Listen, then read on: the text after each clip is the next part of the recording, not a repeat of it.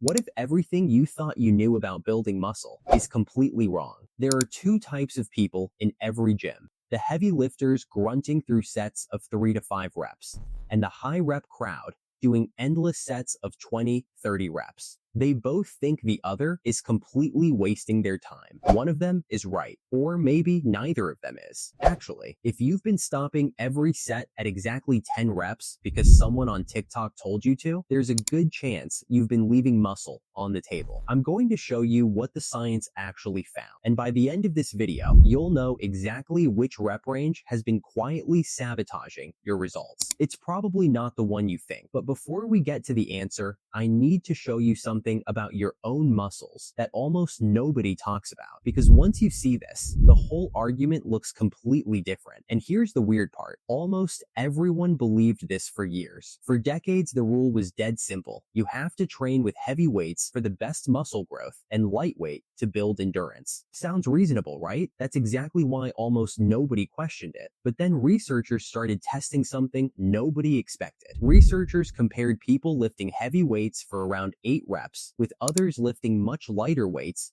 for around 30 reps. Both groups trained close to failure. Months later, something surprising happened. They built almost the same amount of muscle. Your muscles don't know whether you're doing 8 reps or 18. They only know whether they're working hard enough to adapt. Here's the mistake most people make. They stop at 15 reps because 15 feels like the right number, not because the muscle was actually finished working. This next part completely changed how I think about training. Ever wonder why your calves seem impossible to grow, but your chest changes much faster? This is one reason. Muscles can respond differently to high and low rep training due to their fiber composition and function. All your muscles are made up of tiny individual fibers, and those fibers can be grouped into 2 different types: type 1 and type 2. Type 1 muscle fibers respond better to high rep training because they're more resistant to fatigue. Type 2 respond better to lower reps because they're better suited for higher intensity workouts. All the muscles in your body contain a mix of both. However, there are certain muscles that tend to contain more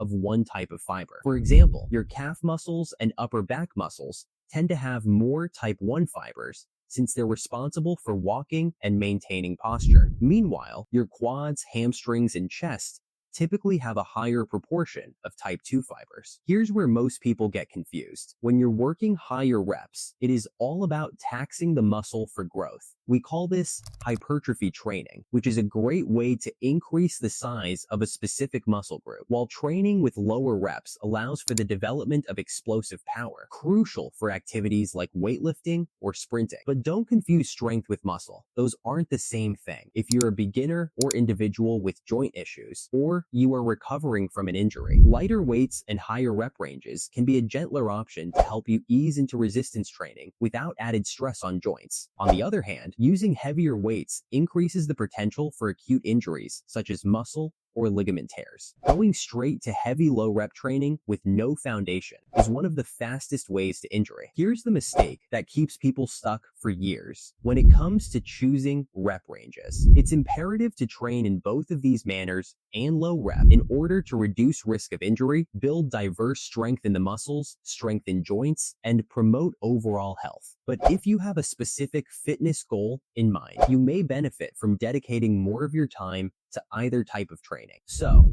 who's actually winning this debate? If you want to get stronger, consider adding more low rep, high weight training to your routine. If your main fitness goal is to build more muscle mass, you'll want to do moderate to high rep ranges with moderate weights. If endurance is your goal, either to play through a whole soccer game or finish a half marathon, high rep training should occupy a significant chunk of your strength routine. None of these is the winner. All 3 do different jobs. So, stop picking a side. Start training with a plan.